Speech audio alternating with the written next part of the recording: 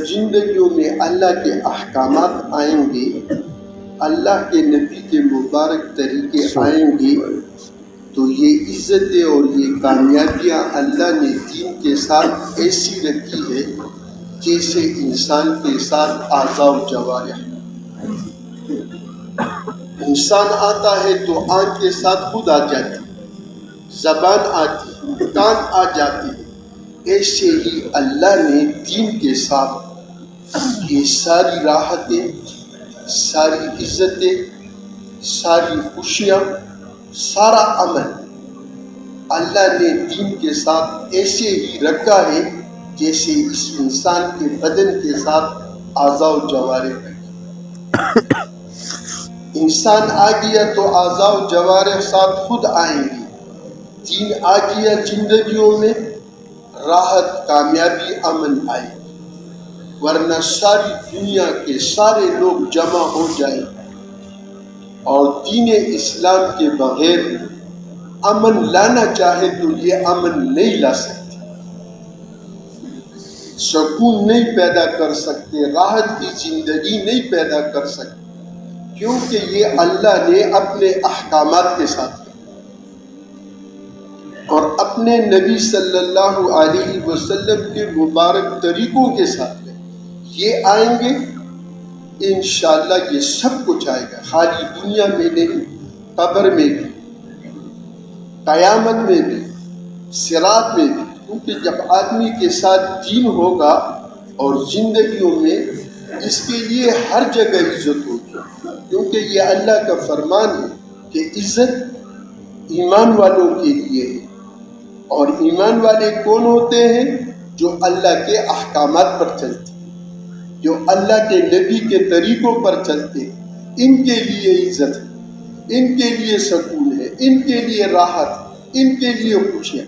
لیکن جب ان کی زندگیوں میں دین آئے، آج میری یہ جتنی بھی بے برکتیاں ہیں اور جتنی بھی پریشانیاں ہیں اور جتنی بھی میرے دوستوں ناکامی کی شکلیں ہیں، یہ ساری کی ساری جو پیدا ہوئی ہے وہ دین اسلام پر نہیں چلنے کی وجہ سے۔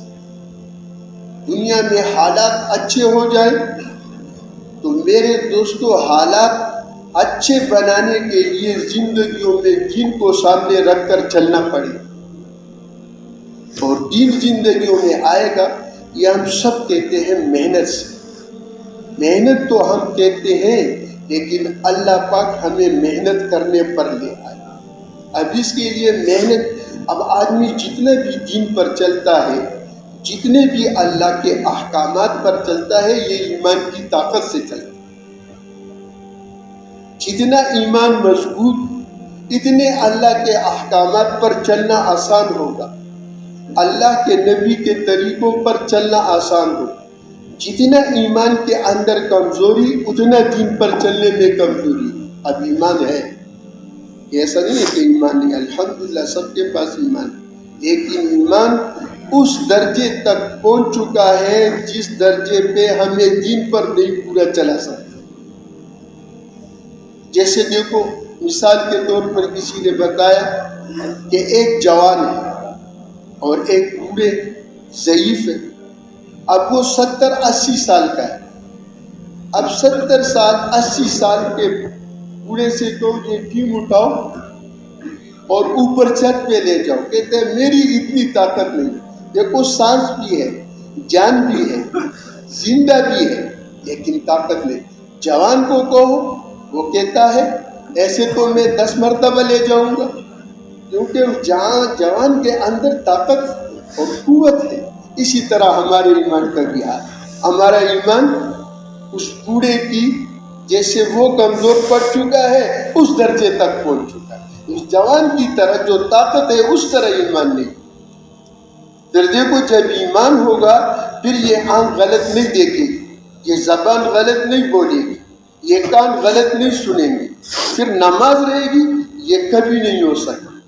پھر اللہ کا ذکر، پھر دیکھو اللہ کا جو حکم ہماری طرف متوجہ ہے، یقین جانو جان چلی جائے گی، جان بھی پرواہ نہیں کرے گا، اللہ کے حکم کو نہیں چھوڑے گا، اللہ کے نبی کے طریقے کو نہیں چھوڑے گا۔ آج جو اللہ کے حکم کا پرواہ نہیں اور اللہ کے نبی کی طریقے کی قیمت نہیں، یہ اندر ایمان کی ذوق کمزوری۔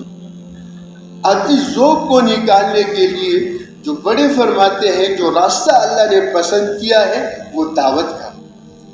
اس لیے یہ پہلی جو بات ہے لا الہ الا اللہ، اس کو بولو۔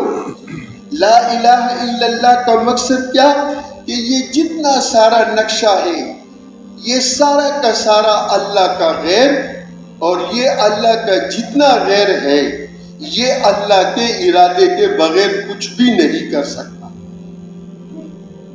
یہاں تک کہ اپنی ذات کی بھی نفی نہ ہو۔ جیسے لا الہ الا اللہ میں کچھ بھی نہیں، اور حقیقت میں ہم ہے بھی کیا تھے؟ منی کے گندے قطرے سے اللہ نے پیدا کیا، ابھی تھوڑی ہاتھوں میں طاقت آ گئی، پاؤں میں چلنے کی قوت پیدا ہو گئی، تو اب کیا کہتے ہیں؟ میں کماؤں گا نہیں تو کہاں سے کماؤں گا؟ اس لیے یہ یقین بن جائے کہ میرے دوستو میرے سے بھی کچھ نہیں ہوتا۔ لا الہ الا اللہ یہ جتنا سارا بنا ہوا نقشہ ہے اس بنے ہوئے سے کچھ بھی نہیں ہوتا، اور جس اللہ نے اس کو بنایا ہے اس بنانے والے اللہ سے سب کچھ ہوتا ہے، کیونکہ یہ بنا ہوا بننے میں بھی اللہ کے حکم کا محتاج، اور یہ بنا ہوا ختم ہونے میں بھی اللہ کے حکم کا محتاج۔ اس لیے فرمایا اس بنے ہوئے سے نہیں ہوگا۔ بنا ہوا کیا ہے؟ آسمان ہے، زمین ہے، پہاڑ ہے، دریا ہے، یہ جتنی ساری مادیات، یہ جتنا سونا چاندی، یہ سارا کا سارا اللہ کا غیر، اور یہ سارا کا غیر اللہ کے ارادے کے بغیر کچھ بھی نہیں کر سکتا۔ اس کو بولنا پڑے۔ جب اس کو بولیں گے میرے دوستو یہ یقین اندر دلوں میں اترے گا۔ جب یہ یقین بنے گا پھر دیکھو زندگی صحیح رخ پر آئے گی۔ اس لیے اس یقین کو بنانے کے لیے اس بول کو بولنا پڑے۔ اور دیکھو یہ محنت پر بھی یقین نہیں کہ ہماری محنت سے بھی کچھ نہیں ہوتا، ہماری محنت بھی اللہ کا غیر ہوتا ہے، اللہ کی ذات عالی سے۔ اس کے لیے اللہ پاک سے راتوں رو کر مانگنا پڑے گا کہ یا اللہ ہمیں یہ یقین نصیب ہو۔ جب یہ یقین بنے گا پھر دیکھو زندگی صحیح رخ پر آئے گی، پھر اعمال صحیح ہوں گے۔ تو دیکھو دوستو جب یقین بنا، اعمال صحیح رخ پر آئے، پھر دنیا میں حالات بنے، پھر یہ پریشانیاں خود بخود ختم ہو جائیں گی، یہ جتنی مصیبتیں یہ ساری خود بخود ختم ہو جائیں گی۔ اس لیے انبیاء علیہ السلام آ کر پہلے لوگوں پر محنت کرتے تھے ایمان اور عمل۔ اس لیے فرمایا ایمان کو بناؤ، اعمال کو درست کرو، پھر کیا ہوگا؟ حالات صحیح ہو جائیں گے۔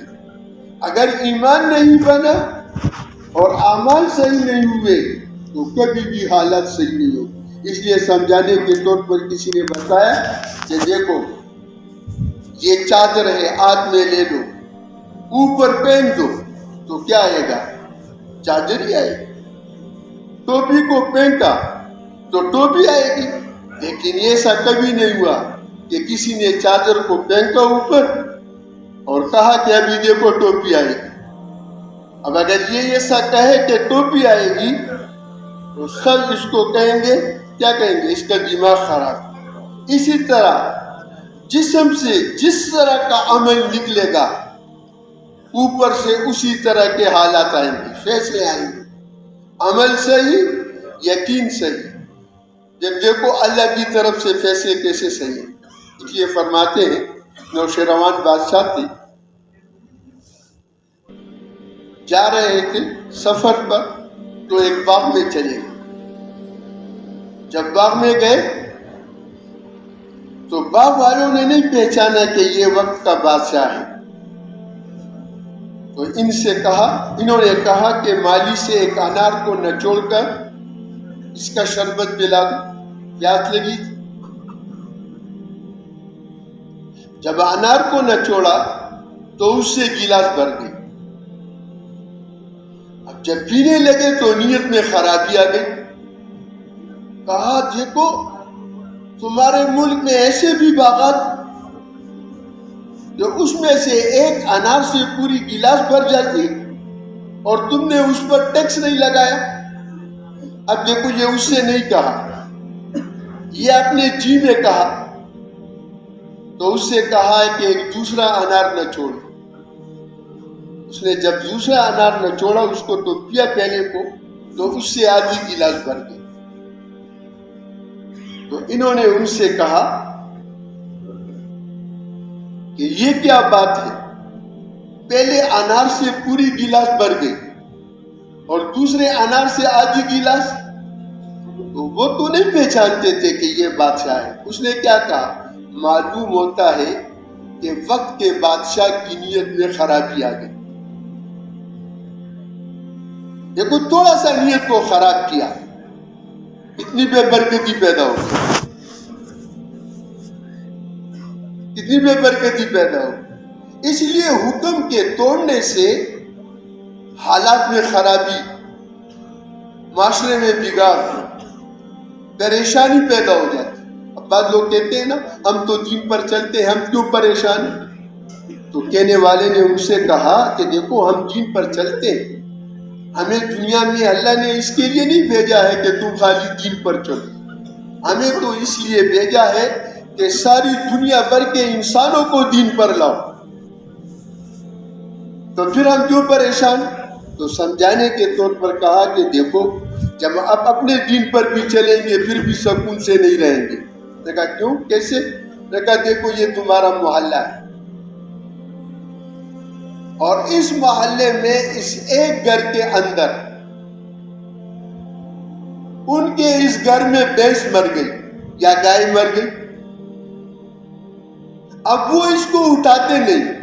اب آہستہ آہستہ کیا ہوگا بھائی, اس کی بدبو شروع ہو جائے گی. اب یہ بدبو اس کی گھر میں محفوظ نہیں رہے گی, یہ ابھی اس کے پاس گھر والوں کو پہنچے گی یا نہیں پہنچے گی. اب یہ پورے محلے میں پہنچے گی. اب ایک باہر کہے گا یار اس کو سمجھاؤ, یار اس بدبو نے تو ہمیں بہت پریشان, بھئی اس سے ہمارا کیا واسطہ ہے, اس کے گھر میں پڑی ہے, ہمیں اس سے کیا واسطہ ہے. لیکن نہیں, اس بدبو نے ہمیں پریشان کیا. اب دوسرا گھر والا بھی نکلے گا, اب تیسرا والا بھی نکلے گا. آخر لوگ کیا کہیں گے, یار اس محلے میں کوئی مرد ہی نہیں ہے, کوئی بولنے والا نہیں. بھئی تمہیں اس سے کیا واسطہ ہے, یہ بدبو تو اس کے گھر میں ہے, یہ بھینس تو اس کے گھر میں ہے, تمہیں کیا واسطہ ہے. نہیں بابا, اس نے ہمیں پریشان کیا ہے. اچھا پھر دیکھو یہاں بھی بات نہیں رکے گی, مسجد میں جا کر نماز پڑھیں گے, وہاں ایک کھڑا ہو جائے, ہوگا یا نہیں ہوگا, سمجھ آ رہی ہے بات. اب وہاں پہ بھی کھڑا ہو کر کہے گا یار یہ بدبو ادھر بھی دیکھو, تم لوگ اس کا کوئی فکر کرو. اب سارے کہیں گے, ہم جمع ہو کر سارے اکٹھے جاتے ہیں, اس کو سمجھاتے ہیں کہ بھئی اس کو نکالو, اس نے سارے محلے کو پریشان کیا. سب جمع ہوں گے, اکٹھے ہوں گے, جائیں گے نہیں جائیں گے. کہتے ہیں اس مرے ہوئے بھینس کی اتنی خراب بدبو نہیں ہے, جبکہ اس محلے میں ایک آدمی اللہ کے ایک حکم کو توڑتا ہے اور اس کی وجہ سے جو بدبو اور جو پریشانی پیدا ہوتی ہے اس کی کوئی حد نہیں. یہاں تک کہ حدیث پاک, یہاں تک کہ علماء سے سنا ہے کہ جب ایک آدمی نماز نہیں پڑھتا ہے تو 40 گھروں پر ایک طرف اور 40 گھروں پر دوسری طرف اور 40 گھروں پر تیسری اور چوتھی طرف, کہا 160 گھروں پر اس ایک آدمی کی نماز نہ پڑھنے کی نحوست پڑ جاتی. اب بتاؤ دیندار کیسے محفوظ رہیں گے؟ کیا اس بے نمازی کی نحوست اس تک نہیں پہنچے گی؟ مقصود کیا ہے, یہ احساس پیدا ہو جائے کہ سارے لوگ ان پریشانیوں سے بچ جائے, اس کے لیے سب کو دین پر لانا پڑے. اب آگے دیکھو, یہ ایک نماز نہ پڑھنے کی وجہ سے کیا ہوا, کہا یہ جتنی بے حیائیاں ہیں اور جتنی فحشکاریاں ہیں اب لوگ کہتے ہیں بے حیائی زیادہ ہو گئی، فحشکاریاں اچھا زیادہ تو ہو گئی، یہ سوچو کہ یہ ختم کیسے ہو؟ اب یہ سوچ نہیں ہے، اب یہ فکر نہیں ہے، کہا یہ بے حیائیاں اور یہ فحشکاریاں ختم ہوگی، اس کے لیے نماز کو زندہ کرو، کیونکہ رب العالمین کا یہ فیصلہ ہے کہ یہ جتنی بے حیائیاں ہیں اور جتنی فحشکاریاں ہیں یہ ختم ہوگی نماز سے۔ نہیں فرمایا ان الصلاۃ تنہی عن الفحشاء والمنکر، نماز کو قائم کرو، یہ نماز بے حیائی اور برائی کے کاموں سے روکے۔ آپ صلی اللہ علیہ وسلم کے زمانے میں صحابی نے عرض کیا اللہ کے رسول فلاں نماز بھی پڑھتا ہے اور نماز پڑھنے کے بعد چوری کے لیے چل پڑتا ہے، کیا فرمایا کہ اس کو ادھر لاؤ، اس کو سمجھاؤ، اس کو بتاؤ؟ فرمایا ان قریب یہ نماز اس کو اس برائی سے روکے۔ اگر معاشرے میں برائیوں کو ختم کرنا ہے اور فحشکاریوں کو ختم کرنا ہے، اس کے لیے سب کو نماز پڑھنا ہے۔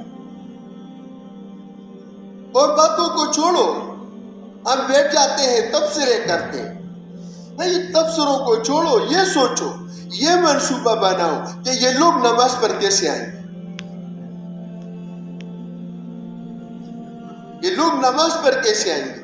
اب نماز پر لانا، اس کے لیے میری جو ذمہ داری ہے اور میرے اوپر جو اللہ نے کام رکھا ہے وہ دعوت ہے، یہ میرے دعوت نہ دینے کی وجہ سے لوگ نماز سے دین سے ہٹ گئے۔ ایمان کی جو کمزوری پیدا ہو رہی ہے یہ میری کمزوری ہے، کیوں؟ میں نے ایمان کی بول کو چھوڑا۔ میں اگر ایمان کی بول کو بولتا، یقین جانو یہ لوگ اس طرف نہیں چلتے۔ جہاں تک ہم نے بڑوں سے سنا، حضرت جی ہمارے بڑے جو تھے مولانا الیاس رحمۃ اللہ علیہ، ایک دفعہ پولیس والوں نے چور کو پکڑا اور چور کو مارنے لگے اور چور رو رہا تھا۔ حضرت جی رحمۃ اللہ علیہ نے دیکھا، وہ بھی ایک طرف بیٹھ کر رونے لگے۔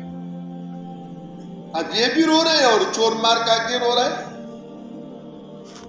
تو پولیس والوں نے کہا حضرت مولانا صاحب ہم نے تو آپ کو کچھ نہیں کہا، آپ کیوں رو رہے ہیں؟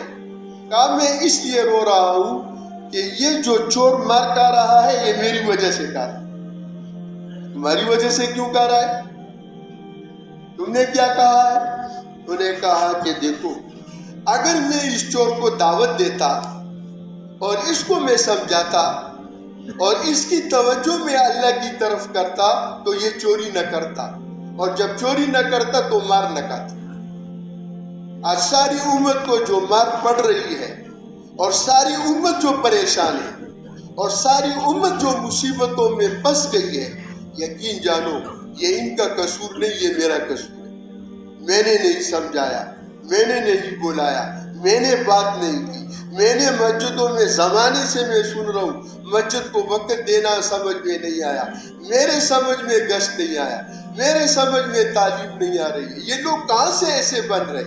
اگر میں گھر میں تعلیم کرتا میرا گھر بن جاتا، اگر میں مسجد میں عمل میں جڑتا یہ سارے بن جاتے، اگر میں گشت میں جاتا یہ سارے لوگ دین پر آتے، اگر میں دوسرے محلے میں جاتا یہ سارے لوگ دین پر آتے۔ اور میرے دوستو اگر میں مہینے کے 3 دن پابندی سے لگاتا تو یہ کوئی بھی بے دینی کی طرف نہ چلتا، اور اگر میں مہینے سال کے چلے کا خیال رکھتا یقین جانو یہ ملک کبھی بھی بے دینی کی طرف نہ چلتا، اور اگر میں 2 چلوں کے بعد سفر کرتا تو پوری دنیا بے دینی سے بچ جاتی اور دین پر آ جاتی۔ بتاؤ قصور کس کا ہے، میرا ہے یا کس کا ہے؟ آج ہم یہ تسلیم نہیں کرتے ہیں کہ میرا قصور ہے، ہم کہتے ہیں لوگ ایسے ہو گئے۔ بھائی لوگ ایسے نہیں ہوئے، میں ایسا ہو گیا۔ میرے ذمہ جو کام تھا، جس کے لیے اللہ نے مجھے قبول کیا تھا اور مجھے چنا تھا، میں کام نہ کرنے کی وجہ سے امت کا آج یہ حال بن گیا۔ جو جتنی بے دینی ہے سارا میرا قصور۔ یہ دیکھو آج امت کو دیکھو کتنے نماز پڑھتے، اور غیروں کا یہ چیلنج ہے، کہا تم مسلمان اس وقت تک غالب نہیں آ سکتے ہو جب تک تمہاری فجر کی نماز جمعے کی نماز کی طرح نہ بن جائے۔ اب بتاؤ ہماری فجر کی نماز کا کیا ہے؟ یہ نہیں کہہ رہا ہوں کہ نماز نہیں ہے، لیکن دیکھو کتنے نماز، میں نے اس کا کتنا غم کیا، میں نے اس کی کتنی فکر کی، حالانکہ نماز کے اندر اللہ نے دنیا اور آخرت کے مسائل کا حل رکھا ہے۔ دنیا اور آخرت میں دیکھو، یہ ایک نماز کو اس کو اہتمام سے لے لو، کہا تمہاری روزی کی تنگی، روزی کا مطلب کیا ہے؟ تمہارے دنیا کے سارے مسئلے اللہ پاک اس نماز کے ذریعے سے حل کرے، اور یہ تو معمولی بات ہے، یہ مسئلے تو وضو سے بھی حل ہو جائیں۔ آپ صلی اللہ علیہ وسلم نے تو نماز سے بہت بڑے بڑے مسئلے حل کرائے، تو معمولی بات، لیکن سارے مسئلوں کا حل نماز۔ اب دیکھو قبر کا حل، مسئلے کا حل نماز، یہ قبر کی عذاب ہٹے گی کس پر؟ نماز پر۔ اب دیکھو کیا فرماتے، کہتے ایک آدمی جو نماز نہیں پڑھتا ہے، قبر میں جاتے ہی اس کو آگ لگ جاتی ہے۔ اب دیکھو ایک کتے کو آگ لگے، ایک بلی کو آگ لگے، ہم برداشت نہیں کر سکتے، اس کتے پر پانی ڈالیں گے، برداشت نہیں کر سکتے، ہم برداشت کر سکتے، اور کوئی پانی نہ ڈالے تو کہتا ہے ظلم، یہ تو بڑا ظالم ہے۔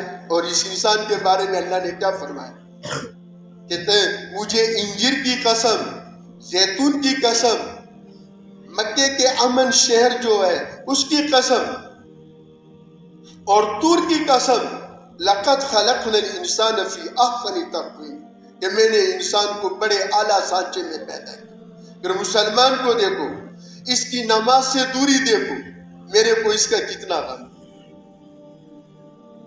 کتے کے جلنے کو میں برداشت نہیں کر سکتا، اس کے قبر میں جاتے ہوئے جلے گا، میں اس کو کیسے برداشت کروں؟ کتنا میرے کو غم، کتنی میرے کو فکر ہے، کتنا میرے کو دکھ ہے۔ فرمایا یہاں تک علماء کہ اس زمانے کے کافر آپ صلی اللہ علیہ وسلم کو جسمانی تکلیف پہنچاتے تھے، اور اس زمانے کے مسلمان آپ کو روحانی تکلیف پہنچا رہے ہیں۔ کیوں آپ نے نہیں فرمایا صلی اللہ علیہ وسلم نے کہ میری آنکھوں کی ٹھنڈک کس میں ہے؟ اب بتاؤ امت نماز سے دور ہو گئی، آپ کی آنکھوں کو وہ ٹھنڈک پہنچے گی؟ میرے کو کتنا اس کا غم، یہ جو نماز کی طرف نہیں آ رہے، یہ میرا قصور۔ ہائے میں مسجد کو وقت دیتا، ہائے میں روزانہ مسلمانوں سے ملتا، میں روزانہ دعوت کی بات کرتا، میں روزانہ ایمان کی بات کرتا، میں روزانہ آخرت کی بات کرتا، میں قبر کی بات کرتا، میں جنت کی بات کرتا، میں صراط کی بات کرتا، آج امت کا یہ حال نہ بن۔ مجھے دیکھنا چاہیے میں کتنا دعوت کی بول کو بول رہا ہوں، میں کتنا ایمان کی بول کو بول رہا ہوں، میں کتنا قبر کو بیان کرتا ہوں۔ اس لیے مجھے اپنے مرنے کا بھی احساس نہیں ہے کہ میں بھی مروں گا، اور مرنے کا کوئی پتہ نہیں، آنا ترتیب سے ہے اور جانے کے کوئی ترتیب نہیں، باپ موجود ہے اور بیٹا جا رہا ہے، اور یہ بھی نہیں اچانک آ جائے گی موت۔ اس لیے کہا مومن ہر وقت موت کے لیے تیار ہو کر رہے۔ جب دیکھو دوستو زبان پر دعوت کی بول ہوگی، اعمال ہوں گے، پھر ان کے ساتھ موت آئے گی، اور قیامت میں اللہ پاک کسی کے ساتھ اٹھائے گا۔ آپ صلی اللہ علیہ وسلم غمگین تھے، تو جبرائیل علیہ السلام آئے، عرض کیا کہ اللہ نے سلام بھیجا، سلام بھیجتے ہیں، تو آپ صلی اللہ علیہ وسلم سے پھر عرض کیا، اللہ کو پتہ کا معلوم تھا کہ میرے نبی بہت غمگین ہیں، تو جبرائیل علیہ السلام سے آپ صلی اللہ علیہ وسلم نے فرمایا کہ مجھے امت کا غم ہے۔ کہا یا رسول اللہ صلی اللہ علیہ وسلم کون سے لوگوں کا، کافروں کا یا مسلمانوں کا؟ مسلمانوں کا۔ آپ صلی اللہ علیہ وسلم کو لے گئے بنو سلمہ کے قبرستان پر، ایک قبر پہ پر مارا، کہا اٹھو اللہ کے حکم سے۔ اس سے ایک شخص نکلا اور خوبصورت شکل میں اور کہنے لگا الحمدللہ رب العالمین، لا الہ الا اللہ محمد الرسول۔ کہا واپس چلے جاؤ، دوسرے قبر پر فرمانا، کہا اٹھو اللہ کے حکم سے۔ اس سے ایک شخص اٹھا، کیری آنکھیں، بد شکل، افسوس، منہ سے آگ کے شعلے نکل رہے۔ کہا ہائے افسوس، ہائے شرمندگی، کہا واپس چلے جاؤ۔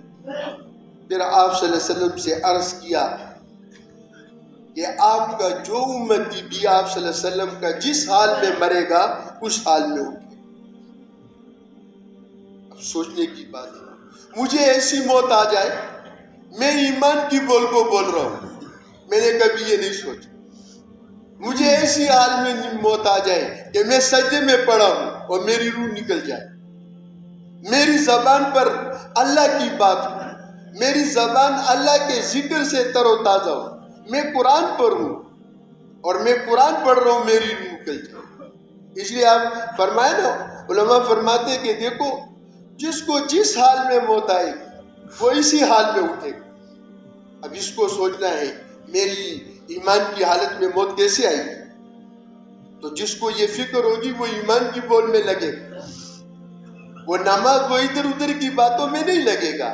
میرے محترم بھائیو اور دوستو، اللہ ہم سب کو توفیق عطا فرمائے کہ آج دنیا میں جتنی بھی بے دینی ہے یہ ساری میری وجہ سے، میں کام کرتا، میں یہ نہیں کہ ہم کام نہیں کرتے، یہ نہیں، الحمدللہ یہ میں ایسی بات نہیں کہ آپ کام نہیں کرتے، ہم کام کرتے ہیں، لیکن جس طرح اللہ ہم سب کو توفیق عطا فرمائے، یعنی تبلیغ سے ہمارا اتنا تو ہو گیا کہ ہم تسبیحات کے پابند ہو گئے، جماعت کی نماز کے پابند ہو گئے، تسبیحات رہ جاتی ہے تو ہمیں دکھ ہوتا ہے، نماز تکبیر اللہ سے نہیں ہوتی تو ہمیں اس کا دکھ ہوتا ہے۔ لیکن یہ ذرا ایک بات عرض کرتا ہوں، ابھی یہ احساس پیدا نہیں ہوا کہ میں نے دعوت نہیں دی ہے، میری دعوت باقی، میں ایمان کی بول کو نہیں بولا ہوں۔ ہم دیکھو سب یہ کہتے ہیں کہ روزانہ کم از کم کتنوں سے ایمان کی بول کو بولو، 2500۔ کبھی ہم نے یہ سوچا ہے؟ تبلیغ سے اتنا احساس پیدا ہو گیا ہے، نماز کی بھی، ذکر کی بھی، تلاوت کی بھی، لیکن اب یہ احساس پیدا نہیں، اور یہ دعوت نہیں ہے۔ جب آدمی اس ایمان کی بول کو بولتا ہے، یقین جانو ساری دنیا کو یہ چھوڑ سکتا ہے، گش کو نہیں چھوڑ سکتا،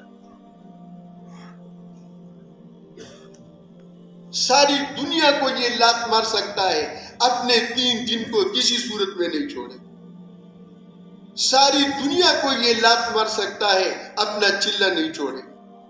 ابھی تو ہمارا حال دیکھو،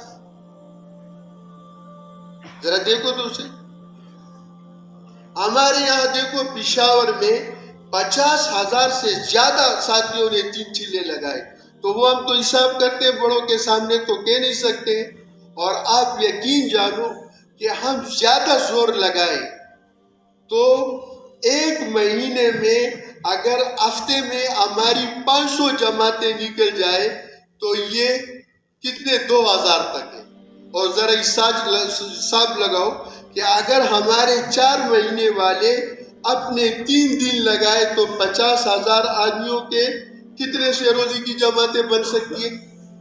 بتاؤ ذرا کتنی بن سکتی ہے؟ 5,000 کتنی بنتی؟ 5,000 10 کی جماعت بنا، کتنی نکلتی ہے؟ 2,000۔ کیا مطلب کہ ابھی میرا سے روزہ بھی نہیں لگ رہا، ہم کمزور ہیں، ہماری اس کمزوری پر اللہ ہدایت کے فیصلے۔ دیکھو صحابہ نے قربانیاں کی، آپ صلی اللہ علیہ وسلم نے اپنی ذات سے قربانی کی، اللہ پاک نے ان لوگوں کو بھی ہدایت دی جن لوگوں نے قسمیں کھائی تھی کہ ہم دریا میں چھلانگ لگا لیں گے، ہم پہاڑ سے نیچے گر جائیں گے، لیکن اسلام میں داخل نہیں ہوں گے۔ اللہ نے ایسوں کو بھی اسلام نصیب کیا۔ اب ہم کہتے ہیں لوگ بیٹھتے نہیں ہیں، لوگ نکلتے نہیں ہیں. کیوں نہیں نکلتے؟ اس لیے کہ میں نہیں بیٹھتا ہوں.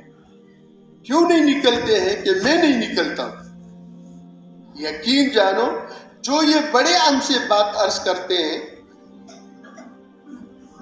آپ یقین جانے اگر ہم اس پر آ جائیں گے تو ان لوگوں کو بھی اللہ پاک گھروں سے اٹھا کر مسجد میں لائے گا جن کے متعلق ہم سوچ بھی نہیں سکتے ہیں کہ یہ بھی نماز پڑھے. یہ بھی مسجد میں آ جائے گا، اللہ ان کو اٹھا کر لائے گا. لیکن یہ بات جو اٹکی ہے کہاں پر؟ یہ میرے سے. میں نے نیت نہیں کی، میں نیت کروں گا پھر دیکھو. تو میرے دوستو، اللہ ہم سب کو توفیق عطا فرمائے، دعوت کی بھی، نماز کی بھی، ایمان کی بھی، آخرت کی بھی. اس کے ساتھ ساتھ ہماری محنت ہو دین کے سیکھنے کی. اب دیکھو دین کے سیکھنے پر کیا ملے گا؟ فرمایا جس نے، یعنی ایک عالم اپنے ساتھ اتنے ساروں کو جنت میں لے جائے گا جتنے آسمان کے ستارے. کتنے بھئی آسمان میں ستارے؟ کوئی گن سکتا ہے؟ ایک حاجی 400 آدمیوں کو جنت میں لے جانے کا ذریعہ بنے گا، ایک حافظ 10 کو. اور دیکھو آپ دعوت کے میدان میں ہیں، آپ کتنوں کے ذریعہ بنیں گے جنت؟ یہ عالم کے تو پھر بھی ستاروں کے حساب بتایا، اور آپ کا پتہ نہیں جب ہم دعوت کے میدان میں ہوں گے ہم کتنوں کے ذریعہ بنیں گے، ہم سوچ نہیں سکتے. اب دیکھو مولانا الیاس رحمۃ اللہ علیہ نے دعوت کی آواز اللہ نے ان کے ذریعے سے اٹھائی. اب ہمارے سب کا اور ساری دنیا میں جتنے سارے ہیں ان سب کا ثواب ان کو پہنچتا، اور ان سب کا ثواب جمع کر کے یہ سارا کا سارا ابو بکر کے کاتے میں پہنچ جاتا. اور دیکھو کتنے لوگ ہمارے ذریعے سے جنتی بنیں گے. خالی ثواب کی بات بھی نہیں ہے، کہا اگر 10 آدمیوں کو جنتی اللہ نے میرے ذریعے سے بنایا تو ان 10 کو کتنی جنت ملے گی؟ بتاؤ. ادنا سے ادنا درجے کی جنت کتنی ہوگی؟ دنیا سے 10 گنا بڑی ہوگی. اب اگر میرے ذریعے سے 100 آدمی جنتی بن گئے، اب ان 100 کو جو جنت ملے گی اتنی میرے کو اکیلی ملی. یہ خالی ثواب کی بات نہیں. اور ایک سبحان اللہ پر کتنا ملے گا؟ کہا 100 سال ایک گھوڑا دوڑتا جائے اس کا سایہ ختم نہیں ہوگا. اب بتاؤ سایہ تو ختم نہیں ہوگا، یہ جو 100 سال دوڑتا جائے گا اس کے نیچے زمین کتنی آئی؟ کبھی حساب لگایا؟ اور دنیا کی ساری قیمتیں جمع کر کے ساری دنیا کی قیمت لگاؤ، اس پر جنت کی ایک بالش زمین نہیں خرید سکتی. اور ایک سبحان اللہ سے کتنی ملے گی؟ بتاؤ نا کتنی جنت ملے گی؟ 100 سال گھوڑا دوڑتا جائے. اب بتاؤ 100 سال دوڑتا جائے تو یہ کہاں تک پہنچے گا؟ کتنی زمین نیچے آئے گی؟ کتنا وہ درخت بڑا ہوگا؟ یہ اتنی جنت اللہ پاک ایک سبحان اللہ پر دے. اور آگے کہا، ہم نے کہا سبحان اللہ، تو سبحان اللہ کا مطلب کیا ہے؟ کہ اللہ پاک ہے. ہمارے کہنے سے اللہ کی پاکی میں نہ زیادتی آتی ہے اور ہمارے نہ کہنے سے کوئی کمی نہیں آتی. اللہ ہے ہی پاک، ہم بولے یا نہ بولے. لیکن سبحان اللہ سے کیا فائدہ ہوگا؟ اللہ تو ہے پاک، ہماری زبان پاک ہو جائے گی، ہماری زبان پاک ہو جائے گی. تو میرے دوستو، ہم ایسے علم کے اعتبار سے سوچیں. ایک جگہ پر ہمارا ساتھی تعلیم کر رہا تھا، انہوں نے کہا کہ دیکھو ہم سب اپنے بچوں کو عالم بنائیں گے یا نہیں؟ تو سب نے کہا، انہوں نے کہا اچھا یہ بتاؤ کہ یہ اس مجمع میں جو بیٹھے ہیں ان کے کتنے بچوں کے عالم ہیں؟ الحمدللہ اس کام کی برکت سے لوگ کڑے ہوئے. میں نے وہ مجمع دیکھا، اتنا تقریباً مجمع تھا، سارے کڑے ہو گئے کہ ہمارے بچے عالم اور حافظ. یہ اس محنت کی برکت. ہمیں اس پر فخر ہو کہ میرے 4 بیٹے ہیں، چاروں عالم ہیں. ہمیں اس پر فخر ہو کہ میرے بیٹے اور بیٹیاں حافظ ہیں. ہمیں اس پر فخر ہو کہ ہمارے بچے عالم ہیں. تاسو خپنی شي موږ بچی سوګرا ته وي زمادری بچی ډاکټران دی موږ عمر ته اوپس کی. ہم تو کوئی کہہ دیتے نا میرے 3 بچے ڈاکٹر ہیں تو ہمیں بھی اس پر رشک آ جاتا ہے. یار واقعی یہ تو بڑا کام کر کے کیا کام کر کے. اس لیے ہمارے سامنے دنیا ہے, دنیا کی قیمت ہے, حالانکہ یہ اللہ کے ہاں مچھر کے پر کے برابر بھی اس کی قیمت نہیں. اگر اتنی قیمت بھی ہوتی تو اللہ ان کافروں کو ایک گھونٹ پانی بھی نہ دیتا. اس کی کوئی قیمت نہیں ہے. اور جب سے اللہ نے اس کو پیدا کیا ہے اللہ نے رحمت کی نگاہ سے نہیں دیکھی. اللہ معاف کرے لیکن اس کی محنت ہے. بچپن سے یہی سکھلایا جا رہا ہے. باپ نے پیسے کمائے, ہمیں بھوک لگی, اس نے پیسے دیے, ہم نے روٹی لایا, اس کو کھایا, بھوک ختم ہو. اس لیے تو یہی حال ہے. اس لیے جب ہمیں کہا جاتا ہے نکل جاؤ تو ہمیں یہ سامنے نظر آ جاتا ہے کہ میں ہی تو ایک کمانے والا ہوں اور ان کو کھلانے والا. ہمیں تو یہ نہیں سکھایا کہ ہمیں اللہ کھلاتا ہے, ہمیں اللہ دیتا ہے. ہم نے تو بچے کو یہ نہیں سکھایا کہ بیٹا, اس نے مجھے کہا سردی ہے بابا چادر چاہیے. ہم نے کہا بابا چادر بیٹا تو اللہ دے گا, کپڑے اللہ دیں گے, کھانا اللہ دے گا. اور یہ ماحول اس لیے نہیں بن رہا ہے کہ میں اپنی کمزوری کی بات کروں آپ کریں کہ میرے گھر میں تعلیم کا عمل نہیں. اگر میرے گھر میں تعلیم کا عمل ہوتا تو میرے بچے مجھے نہ کہتے کہ ابا میرے کپڑے نہیں ہیں, وہ اللہ کو کہتے. جیسے وہ ہمارے ایک بڑے بزرگ زمانے کے گزرے ہیں, ان کی جب وہ چھوٹے تھے ماں تربیت کر رہی تھی, ماں کی بھی تربیت ہوئی تھی. اور کیسے تربیت ہوئی تھی؟ ان کے بڑوں نے ان کی تربیت کی تھی, اور تربیت کا ذریعہ کیا تھا؟ یہ تعلیم.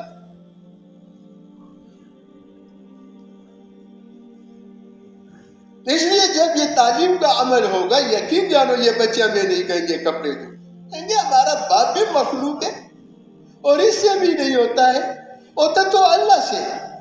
اور میں نے بتایا کہ دیکھو ہمارے نبی کو جب بھی مشکل آتا تھا نماز پڑھ کر اللہ سے مانگتے. تو ہمارے نبی نے بھی, اس لیے ہمارے ایک بچے سے کسی نے پوچھا کہ تعلیم کی برکت سے کہ بیٹا تمہیں دنیا میں سب سے زیادہ کون پسند ہے؟ اس وقت حاجی صاحب حیات تھی. تو اس نے کہا, حاجی صاحب کا نام لیا کہ مجھے سب سے زیادہ پسند حاجی عبدالوہاب صاحب رحمۃ اللہ علیہ. اب اس بچے نے دیکھا بھی نہیں کیسے آپ کو پسند ہے. تو ماں باپ نے کہا آپ کو کیسے پسند ہے؟ انہیں کہا آپ اس وقت آپ ان کی ہر وقت بات کرتے ہیں. آپ ان کی کیا کرتے ہیں؟ ہر وقت بات کرتے ہیں, اس لیے مجھے وہ اچھا لگتے ہیں. تو دیکھو جب ہم اللہ کی بات کریں گے تو ہمارے بچوں کو سب سے زیادہ کون اچھا لگے گا؟ اور جب ہم نماز کی بات کریں گے تو ہمارے بچے ہماری طرف متوجہ ہوں گے, ہماری بیوی ہمیں متوجہ ہوگی. جب ہم ذکر کی بات کریں گے, ہم قرآن کی بات کریں گے, ہم دعا کی بات کریں گے, پھر دیکھو یہ تربیت پر ہے. اس لیے بزرگ آئے مسجد میں, اس نے ایک بچے کو دیکھا بڑی اچھی نماز پڑھ رہے تھے. جب اچھی نماز پڑھ رہے تھے تو ان کو بڑا اچھا لگا. نماز پڑھی تو ان کو بلایا, کہا تو کس کا بیٹا ہے؟ تو اس نے کہا میرا باپ تو مر گیا ہے. تو اس نے اسے کہا کہ اچھا تو اس کو پسند نہیں کرتا ہے کہ میں تیرے کو اپنے پاس رکھ لوں اور میں تیری پرورش کروں؟ اب بچے کی دیکھو تربیت ہوئی تھی, بچہ گھر سے بنا ہوا تھا. تو اس بچے نے کہا کہ ٹھیک ہے لیکن میری کچھ شرطیں. کیا شرائط ہے؟ میں نے کہا جب مجھے بھوک لگتی ہے تو مجھے کھانا دے دو گے؟ میں نے کہا اس کے لیے تو رکھ رہا ہوں. اچھا. میں نے کہا میری دوسری شرط یہ ہے میرے کو کپڑوں کی ضرورت پڑ جاتی ہے, میرے کو کپڑے دے دو گے؟ میں نے کہا اسی کے لیے تو رکھتا ہوں. پھر اس نے تیسری بات کیا کی؟ کہا میں جب بیمار ہو جاتا ہوں تو میرے کو صحت دے دو گے؟ انہوں نے کہا کیا کہا پھر؟ کہا یہ صحت دینا تو میرے پاس میں نہیں. تو بچے نے کیا کہا پھر میرے کو اسی کے پاس رہنے دو, کسی کے پاس رہنے دو, اللہ کے پاس رہنے دو. وہ میرے کو کپڑا بھی دیتا ہے، وہ میرے کو کھلاتا بھی ہے، اور میں جب بیمار ہو جاتا ہوں تو وہ میرے کو صحت بھی دیتا ہے۔ یہ تربیت کہاں ہوئی؟ اس لیے ہمارے بڑے فرماتے تعلیم کا عمل اس کو گھر میں جاری رکھو، ورنہ یاد رکھو اگر میں اس تبلیغ میں، میری بات نہیں ہے بڑوں کی بات کر رہا ہوں، اگر میں اس تبلیغ میں اتنا بڑا آدمی بن جاؤں کہ میں حسن بصری رحمت اللہ علیہ کے مقام تک پہنچ جاؤں اور میرے گھر والے میرے ساتھ اس میں نہیں ہیں، تو یاد رکھو مجھے اس رواجی دین پر چلنا پڑے گا۔ پھر ہمارے بڑوں نے مثال دی، کہا کیسے؟ کہا دیکھو ہمارا ایک بچہ ہے، ہماری ایک بیوی ہے، ہم تبلیغ میں تو حسن بصری بن گئے رحمت اللہ علیہ، چلو اس مقام تک چلے گئے، پہلے تو اللہ کرے ہم بن بھی جائیں، ہے بھی یقین جانو اس سے بھی خیر، ایسی کوئی بات۔ اب بیوی نے کہا اس بچے کی شادی کرائیں، سمجھانے کے طور پر کہا اب اس بچے کی شادی کرائیں گے۔ جو کچھ سنا گیا اللہ اس پر عمل کرنے والا اور آگے لوگوں تک پہنچانے والا بنائے۔ مزید اصلاحی بیانات کے لیے ہمارا یوٹیوب چینل ایمان و یقین کو سبسکرائب کریں۔ جزاک اللہ۔